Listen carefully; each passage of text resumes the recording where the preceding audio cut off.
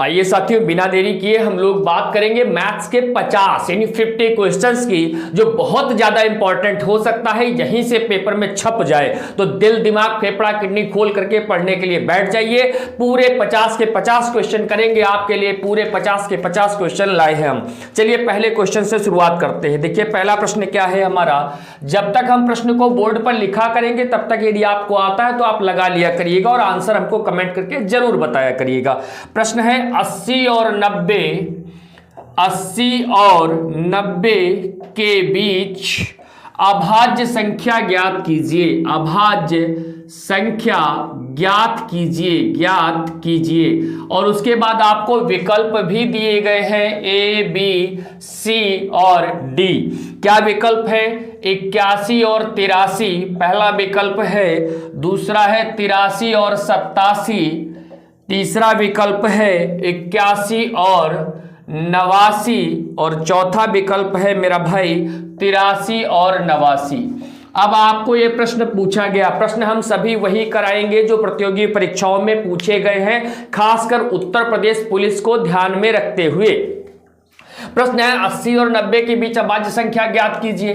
तो अभाज्य माने जो किसी ना कटे, 8 1 9, ये तो पहले जब इसमें एक कटी रही तो बात ही खत्म। 8 3 11, लेकिन 8 7 15, ये भी नहीं।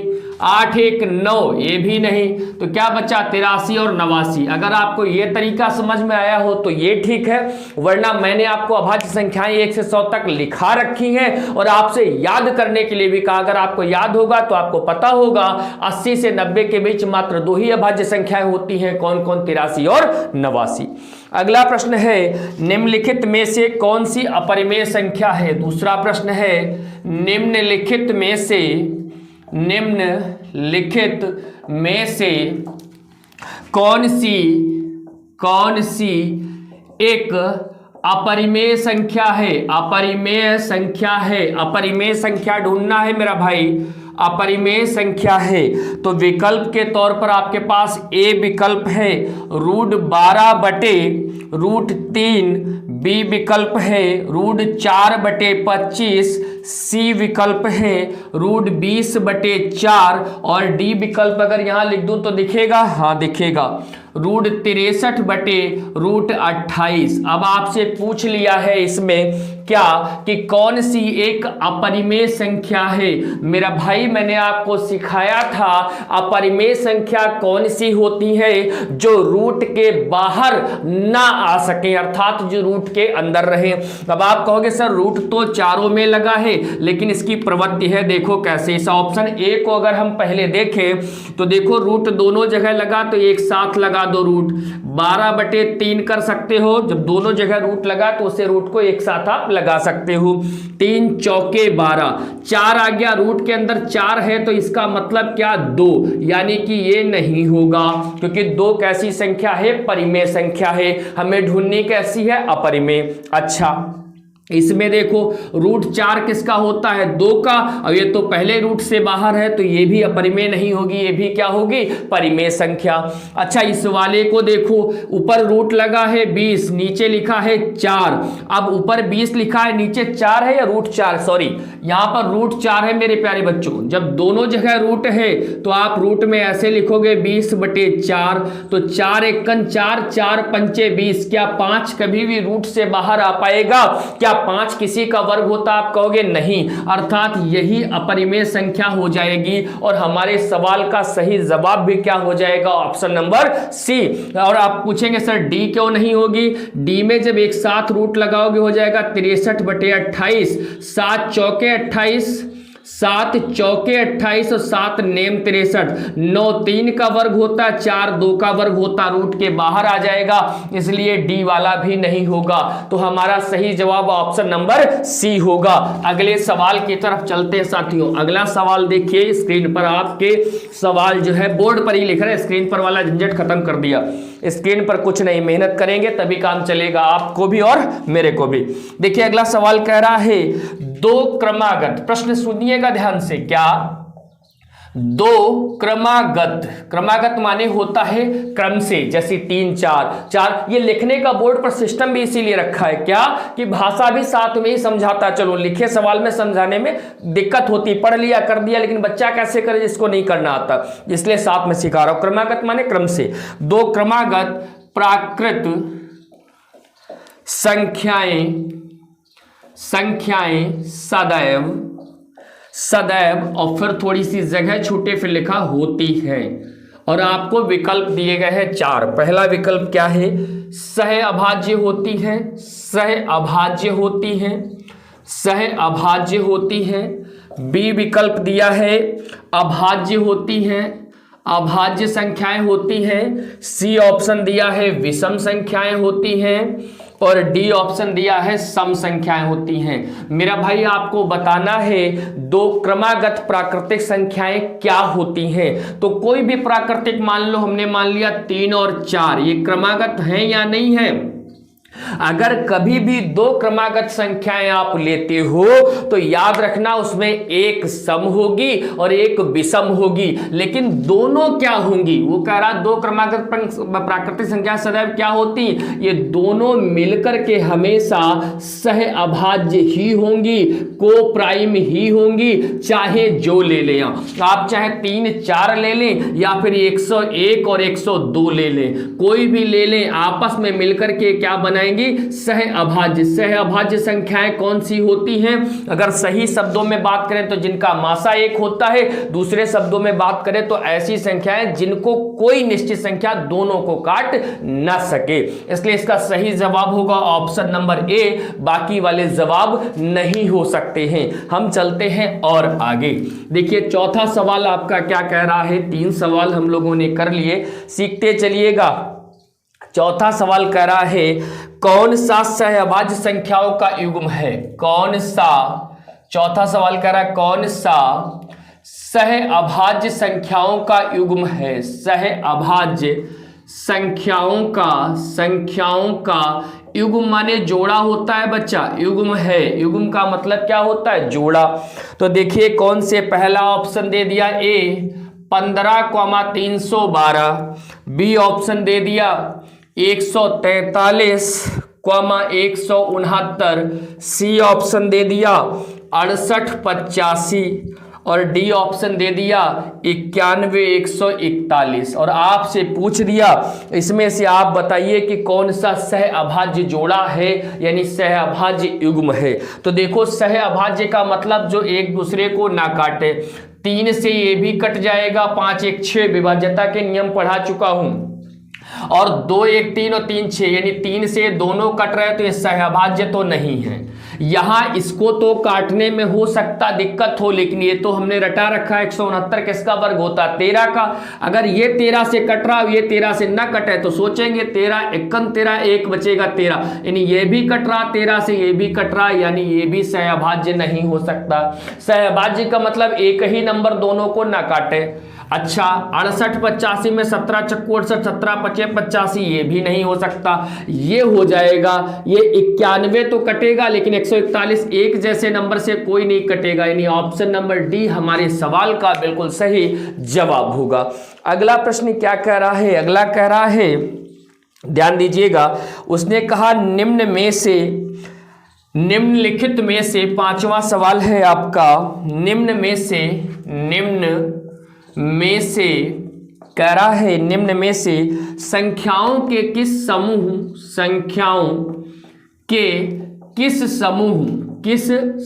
समूह माने ग्रुप, जहां पर एक से ज्यादा चीजें हों, समूह में अभाज्य संख्याओं की संख्या सबसे कम है, अभाज्य संख्याओं की संख्या सबसे कम है। मेरा भाई पूछा है सबसे कम है, और आपको ऑप्शन दे दिया है, ए ऑप्शन दिया है 21 से 40, बी ऑप्शन आपको दिया है 30 से 49, और सी ऑप्शन मेरा भाई आपको दिया है 60 से 80, और डी ऑप्शन दिया है 40 से 60। 40 से 60। अब देखिए अभाज्य संख्याओं में कितने तरीके से प्रश्न बना देता है। अब यहां पर क्या पूछ लिया उसने सवाल नंबर 5 में कि किस समूह में अभाज्य संख्याओं की संख्या सबसे ज्यादा है। तो 21 से 40 के बीच अभाज्य संख्याएं, 30 से 49 के बीच अभाज्य संख्याएं, 60 से 80 के बीच अभाज्य संख्याएं, या फिर 40 से 80 के बीच, 40 से 60 के बीच अभाज्य संख्याएं। तो मेरा भाई मैं आपको सिखा चुका हूं, आपको बता चुका हूं, 1 से लेकर 100 तक अभाज्य संख्याएं आपकी नोटबुक में नोट करा दी, जो कि 25 होती हैं। वहां से देखोगे जाकर तो 21 से 40 के बीच कौन कौन मिलेगी, एक तो 23 मिलेगी, एक तो 29 मिलेगी, एक 31 मिलेगी, एक 37 मिलेगी। 30 से 49 के बीच कौन मिलेगी, 31 मिलेगी, 37 मिलेगी।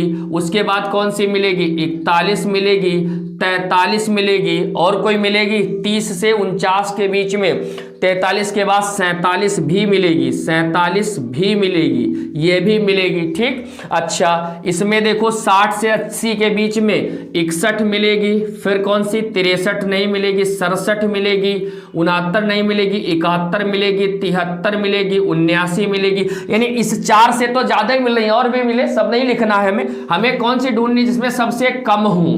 अच्छा यहाँ भी 5 हो गई तो ज्यादा हो गई ना। 40 से 60 में देख लो, जब 40 से 60 देख लो, 41 हो गई, 43 हो गई, 47 हो गई, 53 हो गई, उसके बाद 53 हो गई, 59 हो गई है, और कोई बीच में मिलेगी, 53 हो गई, 51, 17 से 51 कटती है, 41 मिल जाएगी, 43 मिल जाएगी, 47 मिल जाएगी, 49 नहीं होती है, 50, 51, 52, 53 नहीं होती है, 54, 55, 56, 57 भी तो नहीं होती है। हाँ 57 भी क्या है, अभाज्य संख्या, 57 भी किसी से नहीं कटती। अर्थात यहाँ भी 2, 2, 4, 1, 5, 1, 6 हो गई, 6 तक हो, 57 कट जाती है ना, 3 1 3 57, 19 या 57। तब भी अगर 57 को नहीं मिलेंगे तो 1, 2, 3, 4, 5 हो गई।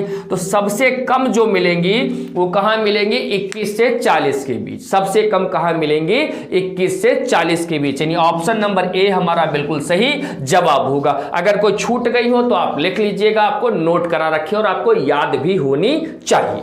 चलिए सवाल नंबर 5 के बाद सवाल नंबर 6 की तरफ चलते हैं। देखिए साथियों सवाल नंबर 6 आपका क्या कह रहा है वो देखते हैं। सवाल नंबर 6 है, सवाल नंबर 6 कह रहा 53 से 97 तक। सवाल नंबर 6 है 53 से 97 तक कितनी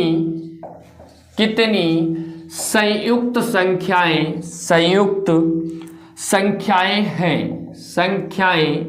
हैं। मेरा भाई पूछा है 53 से 97 तक कितनी संयुक्त संख्याएं। ऑप्शन है 35, 37, 36 और 38। ये आपको ऑप्शन दिए गए हैं।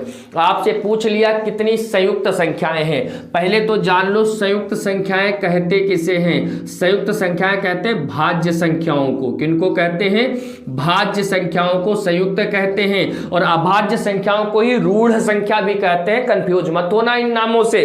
अब देखो पहले ये देखो 53 से माने 53 भी लेना है, 97 तक माने 97 भी लेना है। तो देखो जरा इनके ये कितनी संख्याएं बनेंगी। पहले कुल संख्याएं देखो कितनी बनेंगी। तो 7 से 3 जाएगा 4, 9 से 5 जाएगा 4 प्लस 1 यानी 45 संख्याएं टोटल बनेंगी। 53 भी जिसमें हम शामिल कर लेंगे। तो 53 से 97 तक टोटल 45 संख्याएं। पूछा उसने भाज्य कितनी है, तो जरा ये बताओ 53 से 97 तक अभाज्य कितनी है। तो अभाज्य होंगी 10, अभाज्य वाली निकाल देंगे तो भाज्य वाली बच जाएंगी। यानी सवाल का सही जवाब होगा option number A. Option number A इस सवाल का बिल्कुल सही जवाब होगा। अगला सवाल, सवाल नंबर 7। देखिए जरा सवाल नंबर 7 क्या कह रहा है। अब ये सभी सवाल पूछे गए प्रश्न हैं, इसलिए कहीं पर से कोई मक्कारी मत कीजिएगा। सवाल नंबर 7 कह रहा है मेरा भाई 3 अंकों की सबसे छोटी 3 अंकों की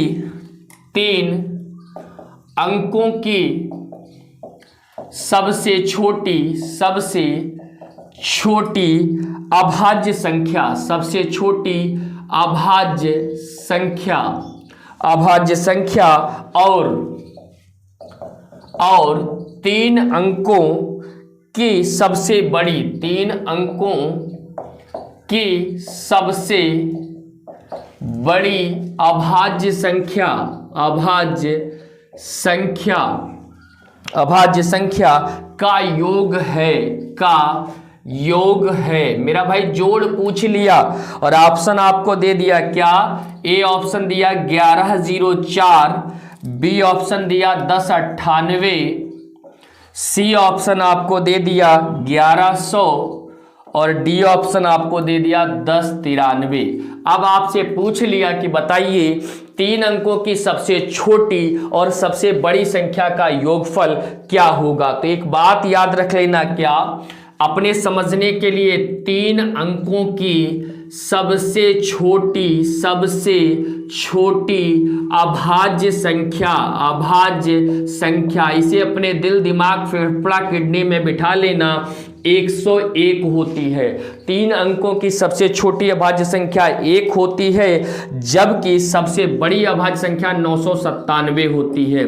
3 अंकों की सबसे बड़ी अभाज्य संख्या याद रखना। अभाज्य संख्या में कोई नियम, कोई कानून, कोई रूल काम नहीं करता, यहां तुमको याद ही रखना पड़ेगा, याद रखना इस बात को। तो सब 3 अंकों की सबसे छोटी अभाज्य संख्या 101 है, जबकि सबसे बड़ी अभाज्य संख्या 997 यानी 997 है। इन दोनों बातों को ठीक से याद कर लो, नोट कर लो कि सबसे छोटी संख्या 3 अंकों की 101 होती है अभाज्य, और सबसे बड़ी अभाज्य संख्या 3 अंकों की 997 होती है। अब उसने पूछा इनका योगफल, तो 7 में 1 जोड़ेंगे 8, यही तो मिला ना, केवल इकाई के अंक से काम चल गया, पूरा जोड़ने की जरूरत नहीं थी।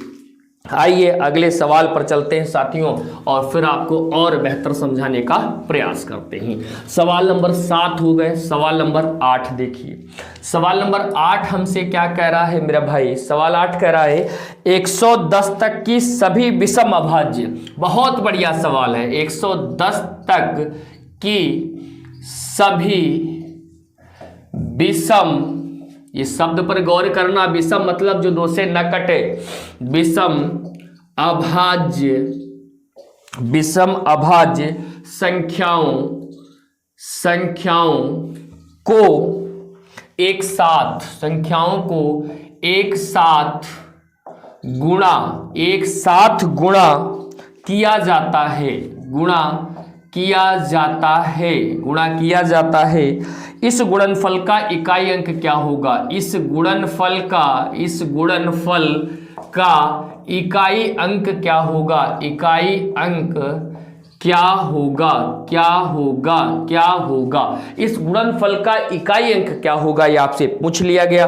ऑप्शन दे दिया गया, A option 0, B option 3, C option 5 और डी ऑप्शन इनमें से कोई नहीं। अब एक बच्चा क्या करेगा, पूरा 1 से लेकर के लिखेगा संख्याएं, कहां तक, 110 तक, वो भी कौन वाली, विषम वाली, और फिर उनकी गुणा करेगा, फिर इकाई अंक बताएगा, तो बहुत टाइम लगेगा ना। तो इसको ऐसे नहीं करना है, कैसे करना देखो जरा। विषम अभाज्य संख्या शुरू कहां से होती है, 2 से, 2, 3, 5, 7, 11, 13, ऐसे तो न चलती है डर। अब एक चीज देखो, हम 2 से शुरुआत नहीं करेंगे, क्यों नहीं करेंगे, क्योंकि हमारे सवाल में मेरा भाई कहा गया है हमें कैसी अभाज्य संख्याएं लेनी जो विषम हो, और 2 तो सम है, इसलिए 2 तो रेस से बाहर हो गई। अब एक चीज ध्यान देना, गुणा किसकी करना, इन सब की।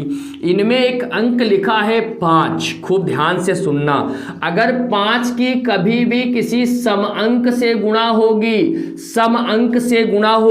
या 5 की कभी भी विषम अंक से गुणा होगी, तो सदैव इकाई का अंक क्या होगा, मैं लिखा भी चुका हूं, मैं दोबारा भी लिखाई देता हूं, मैं अपने कॉन्सेप्ट की क्लास में इसको बता चुका हूं। क्या होगा, अगर 5 की सम अंक से गुणा होगी तो इकाई का अंक सदैव 0 होगा। 5 दूनी 10, 5 चौके 20, 5 छक्का 30, 5 अट्ठे 40, ठीक, इकाई का अंक 0 होगा। लेकिन 5 की गुणा अगर विषम अंक से होगी तो इकाई के स्थान पर हमेशा 5 आएगा, चाहे किसी भी विषम अंक से 5 की गुणा करा दो, इकाई का अंक हमेशा क्या मिलेगा 5। तो इसके बाद 5 की चाहे इससे गुणा कराओ चाहे इससे, या फिर कोई नंबर मिलेगा अगर विषम है तो इकाई का अंक की जगह हमेशा कितना रहेगा 5। तो कोई गुणा करने की जरूरत नहीं है। ऑप्शन नंबर सी सवाल का बिल्कुल सही जवाब होगा मेरा भाई। अगला सवाल देखिए, अगला सवाल सवाल नंबर 9 आपके साथ हम लिखने जा रहे हैं बोर्ड पर। देखिए सवाल नंबर 9 क्या है। सवाल नंबर 9 कह रहा है आपसे कि सबसे बड़ी 4 अंकी अभाज्य संख्या है। सवाल नंबर 9, सबसे बड़ी 4 अंकीय अभाज्य संख्या है। अभाज्य संख्या है 4 अंकी सबसे बड़ी अभाज्य संख्या पूछा है। विकल्प भी दिया है आपको, विकल्प दिया है 9 9 6 7, बी वाला दिया 9 9 8 3, सी वाला दिया 9 9 7 3 और डी वाला दिया 9 9 9 1। ये दिए 4। अब इनमें से क्या होगा आंसर, आप लोग दिमाग लगाओ, तब तक मैं अगला सवाल लिखता हूं फिर मैं बताऊंगा उसे। अगला कह दिया है सवाल नंबर 10 में 5 अंकों की सबसे छोटी 5 अंकों की सबसे छोटी अभाज्य संख्या कौन सी है। और फिर आपको विकल्प के रूप में दिया है, ये पहला विकल्प है, ये दूसरा विकल्प है, ये तीसरा विकल्प है, ठीक है, और फिर उसके बाद ये चौथा विकल्प है। ये कौन सा विकल्प है, चौथा विकल्प, और आपको जवाब देना है। अच्छा एक काम और करते हैं क्या, एक और सवाल लिख दें क्या? अच्छा चलो इतने हम समझा देते हैं, पहले आप इन दोनों के आंसर बताइए, तब तक मैं यहां कुछ लिख देता हूं,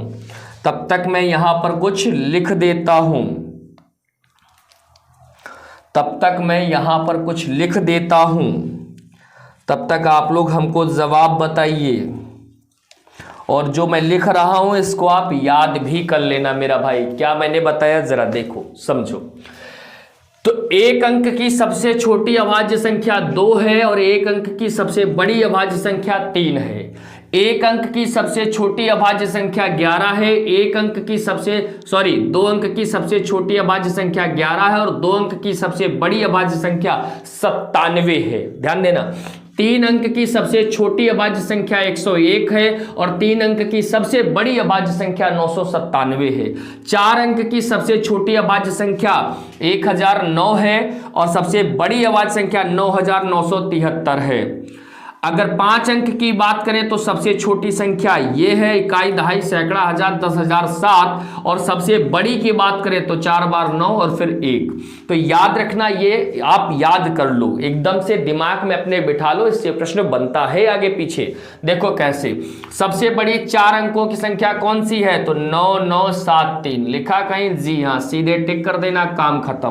क्यों मैं याद करा रहा हूं, क्योंकि इसके लिए कोई रूल नहीं मेरा भाई, अभाज्य संख्याओं के लिए कोई नियम नहीं होता, याद रखिएगा।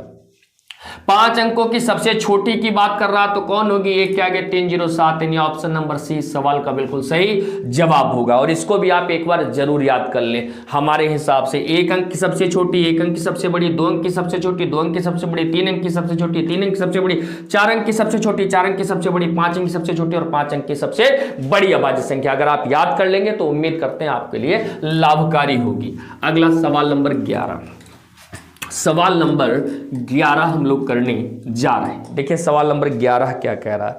सवाल नंबर 11 कह रहा है, सवाल नंबर 11, 7 से बड़ी अभाज्य संख्या को 7 से बड़ी अभाज्य संख्या को 6 से विभाजित करने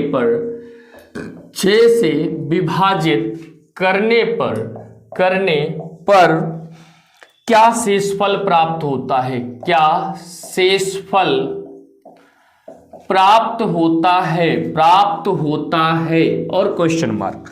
ये क्वेश्चन मार्क कहेंगे आप सर है, अरे ऐसे लिख लो भाई।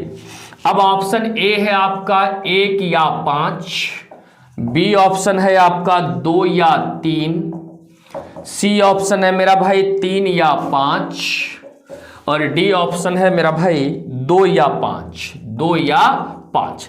अब आपको इसमें क्या करना है, जवाब देना है। देखिए कैसे, उसने कहा 7 से बड़ी अभाज्य संख्या को 6 से विभाजित करने पर, तो हम लोग क्या कोई कॉन्सेप्ट रटेंगे? नहीं रटेंगे। फिर क्या करेंगे? अरे गुरुजी रटा रखे हैं ना, क्या अभाज्य संख्या थोड़ी सी लिखेंगे। 7 से बड़ी कौन मिलती? 11 भी मिलती, 13 भी मिलती, 17 भी मिलती, और कौन मिलती? 19 भी मिलती, 23, कोई मान लो। कह रहा कोई मान लो, छुट्टा एकदम से छूट है कि चाहे जो ले लो, 7 से बड़ी हो बस। तो कहा उसने 6 से विभाजित करने पे, इसे 6 से विभाजित करोगे तो 6 कन 6 यानी 5 शेष हो जाएगा। इसे 6 से विभाजित करोगे 6 दूनी 12, 1 शेष बचेगा। इसे करोगे 6 दूनी 12, 5 17 यानी 5 शेष बचेगा। इसे करोगे 6 तिया 18, 1, तो या तो 5 शेष बचेगा या तो 1, यानी 1 या 5, इसके अलावा और कोई नहीं। कहां से सीखा? अपने आप मान लिया और उड़ा दिया। ठीक है, अगला सवाल देखिए, सवाल नंबर 12। सवाल नंबर 12 देखिए सवाल नंबर 12 क्या कह रहा है। सवाल नंबर 12 कह रहा है सबसे छोटी सम अभाज्य संख्या कौन सी है? सम अभाज्य संख्या कौन सी है? कौन सी है? ए ऑप्शन है 2, बी ऑप्शन है 3, सी ऑप्शन है 1, डी ऑप्शन है 0। तो एक बात तो देखो पहले समझ लो, क्या उसने कहा सबसे छोटी सम अभाज्य संख्या, तो इसके साथ इसको कहने की जरूरत ही नहीं है। सम अभाज्य एक ही संख्या है, गणितीय दुनिया में एकमात्र ऐसी संख्या 2 है जो सम भी है और अभाज्य भी है, यानी हमारा आंसर क्या हो जाएगा? Option number A. चलिए सवाल नंबर 13 की तरफ चलते हैं।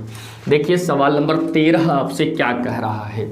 सवाल नंबर 13, देखिए सवाल नंबर 13 क्या कह रहा है। सवाल नंबर 13 कह रहा है मेरा भाई, सवाल नंबर 13 कह रहा है कि निम्नलिखित में से कौन सी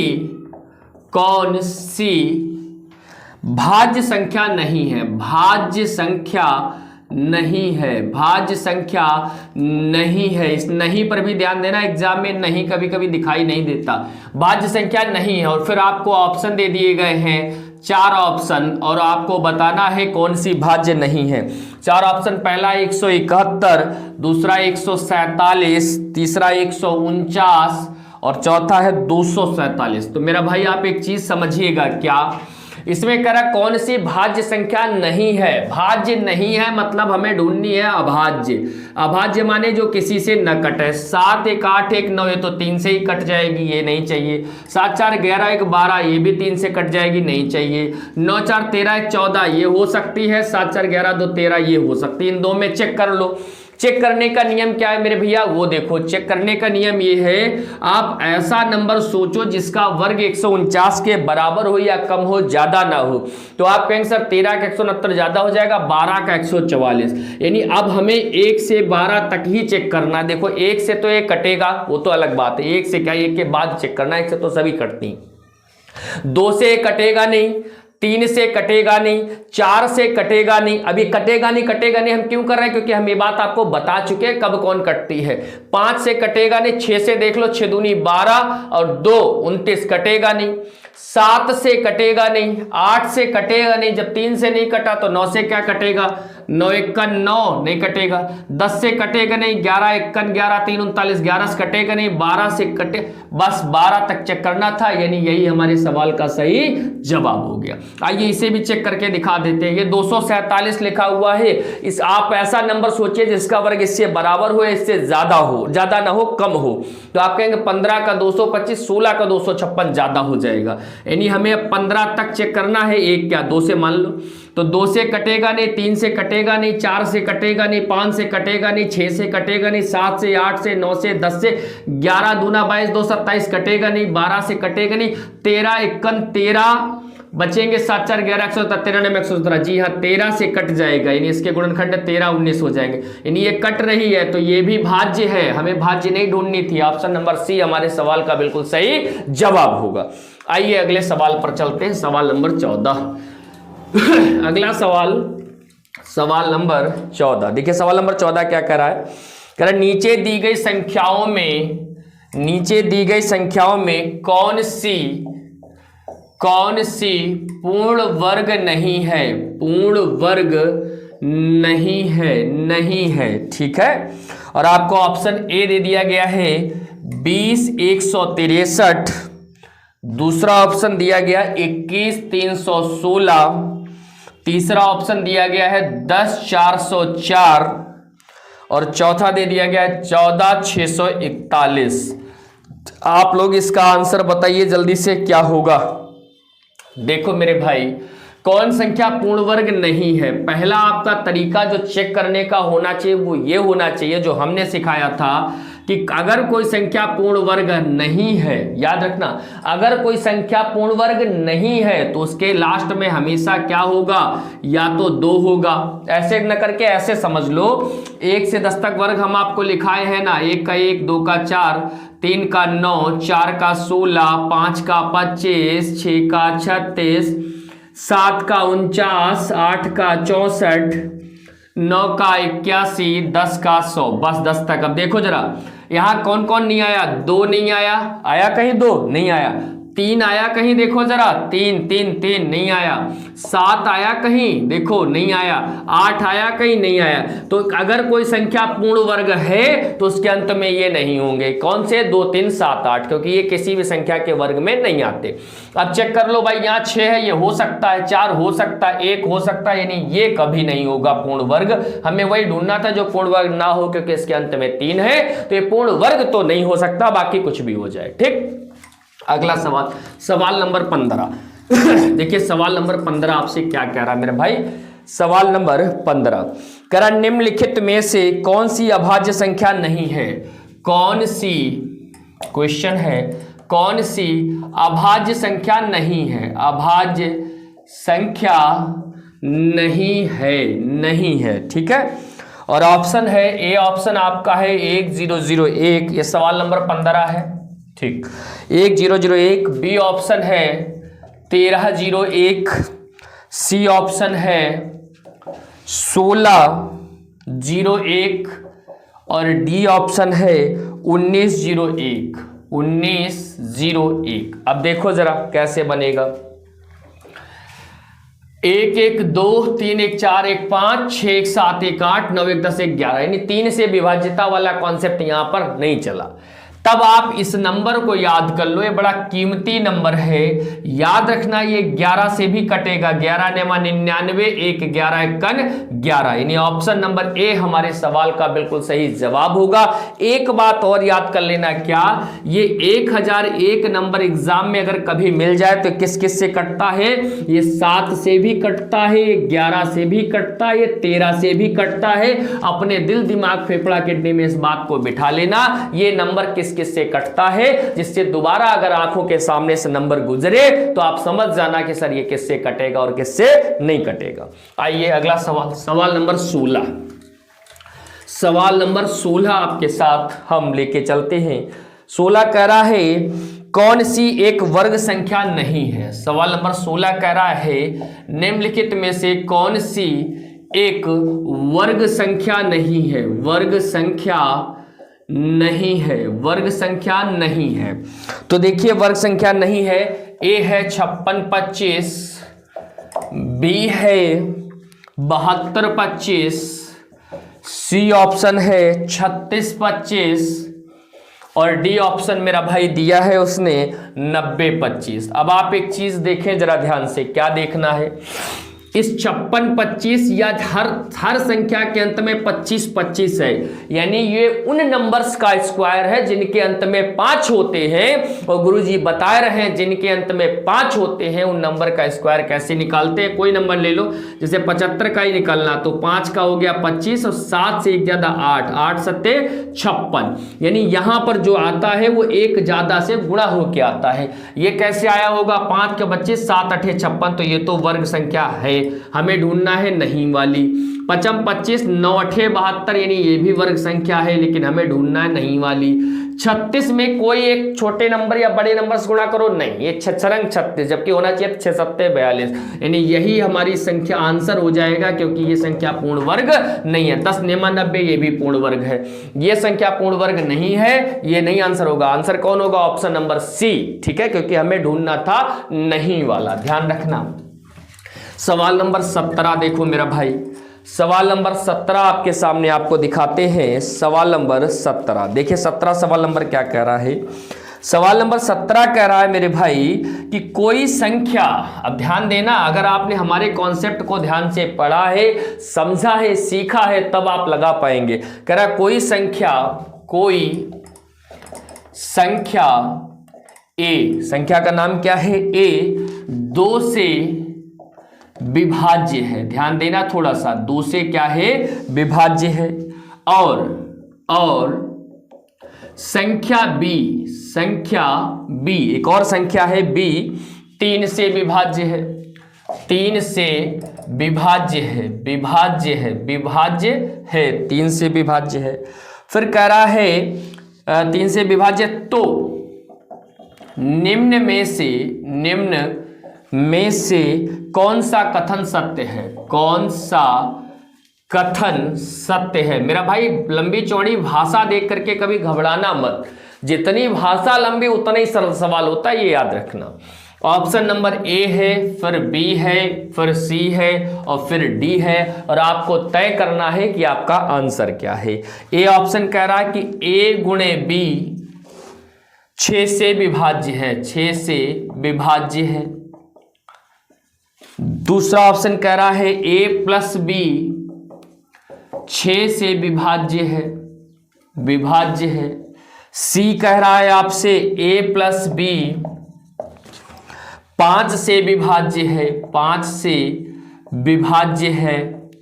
और डी ऑप्शन कह रहा है ए गुणे बी 5 से विभाज्य है, 5 से विभाज्य है। अब मेरा भाई एक चीज देखना, क्या हम बताए थे कि अगर कोई संख्या 15 से विभाजित है तो वो 3 और 5 से भी अवश्य विभाजित होगी, अर्थात उसके गुणनखंड से। कहना क्या चाहता हूं, अगर कोई संख्या 2 और 3 से विभाजित है तो 2 3 6, वो संख्या 6 से भी अवश्य विभाजित होगी। अब कह रहा ए गुणे बी 6 से विभाज्य है, सही है, ये गलत है, ये गलत है, ये गलत है।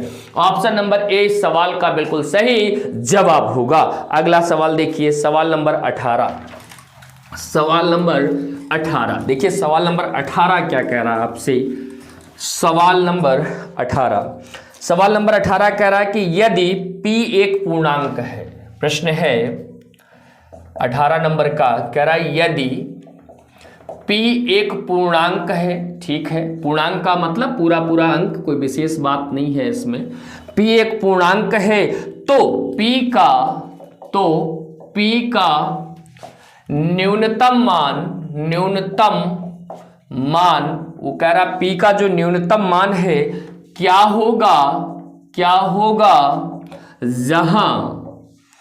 जहां p स्क्वायर, मैं यहां लिख देता हूं, p स्क्वायर गुणे 156 गुणे 135, ये एक मान दे दिया उसने, जहां इतना, ये देखो p v आ जाए, x वेक्स आ जाए, घबराया मत करो, सवाल के भाव को पकड़ो। तो कह रहा p स्क्वायर 14 से विभाज्य हो, 14 से विभाज्य हो। और फिर आपको ऑप्शन दे दिए गए हैं, ए ऑप्शन दे दिया 14, बी ऑप्शन दे दिया 7, सी ऑप्शन दे दिया 5 और डी ऑप्शन दे दिया आपको 2। देखिए बेहद सरल सवाल है, लेकिन देखकर आप घबरा सकते हैं। देखिए क्या उसने कहा, यदि p एक पूर्णांक अंक है तो p का न्यूनतम मान क्या होगा, जहां ये इतना 14 से विभाज्य है। मेरा भाई 14 का मतलब क्या है, 2 सत्ते 14 कहो, हाँ यहां तक किसी को दिक्कत है। 14 का मतलब 2 सत्ते 14। अगर कोई नंबर 14 से विभाजित है तो उसे 2 से भी विभाजित होना पड़ेगा और 7 से भी।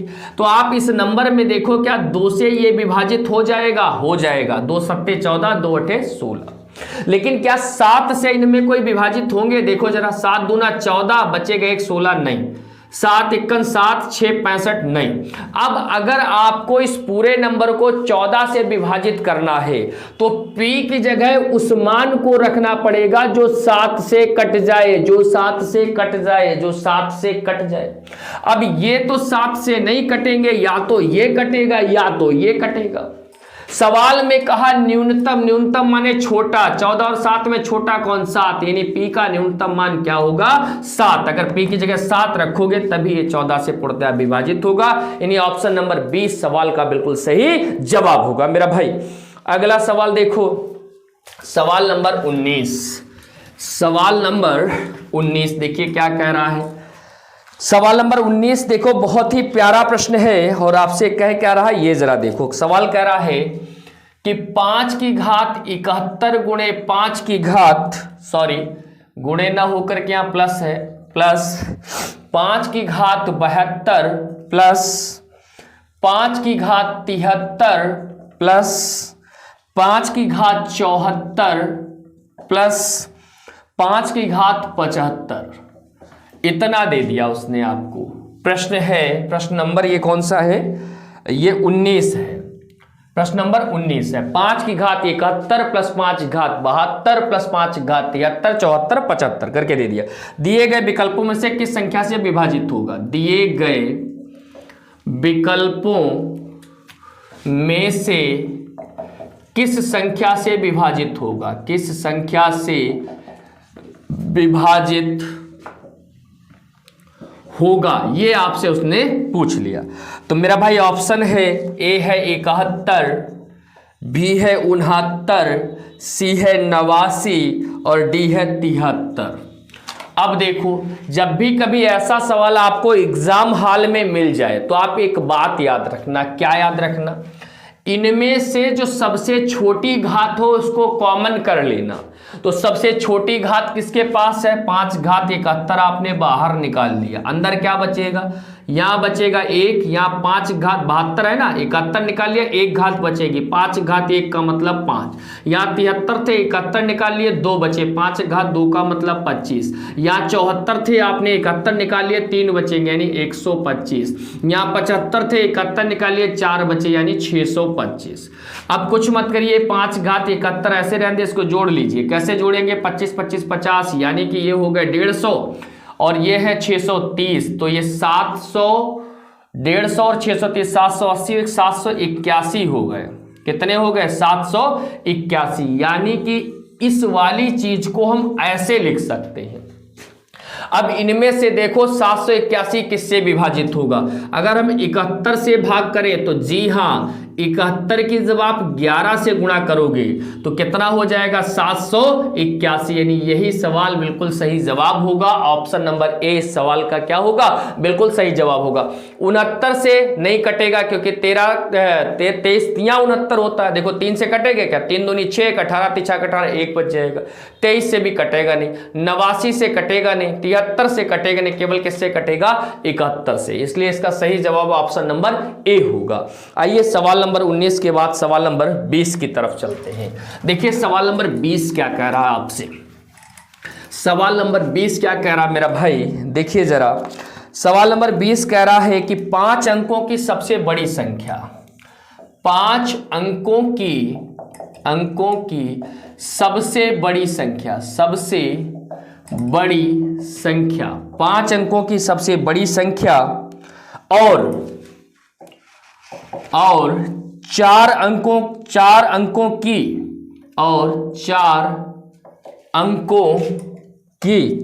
अंकों की सबसे छोटी संख्या, सबसे छोटी संख्या के बीच अंतर ज्ञात कीजिए, के बीच अंतर ज्ञात कीजिए। तो मेरा भाई एक चीज देखना आप ध्यान से, क्या, और फिर आपको ऑप्शन भी दिया है। ऑप्शन क्या दिया है, 9 9 8 9 9, बी ऑप्शन दिया है 9 9 9 8 9, सी ऑप्शन दिया है 9 8 9 9 9 और डी ऑप्शन दिया है 8 फिर 9 9 9 9। अब देखो जरा मेरे भाई कैसे क्या होगा इस सवाल को। 5 अंकों की सबसे बड़ी 5 बार 9 लिख दो, जितने अंकों की सबसे बड़ी कहे उतनी बार 9 लिख दिया करो बस। अगर बड़ी कह रहा तो 9 आएंगे, छोटी कह रहा तो 1 के बाद 0 आएंगे। अब कह रहा 4 अंकों की सबसे छोटी, आप कुछ नहीं 1 लिखो, उसके बाद 3 0 लगा दो, ये 4 अंकों की सबसे छोटी हो गई। अंतर पूछ रहा घटा दो, 9 ऐसे 9 ऐसे 9 ऐसे, 3 बार 9 कहां पर है, यहीं पर केवल है, तो आंसर यहीं से हो गया। लेकिन मैं लिख के भी दिखा देता हूं, 9 से 1 गया 8 और फिर 9, यानी ऑप्शन नंबर सी सवाल का बिल्कुल सही जवाब होगा, 9 8 9 9 9 9। ठीक है, उम्मीद है आपको ये बात भी हमारी समझ में आई होगी। आइए साथियों, आज की क्लास में फिर हम ये 20 प्रश्न ही रखते हैं।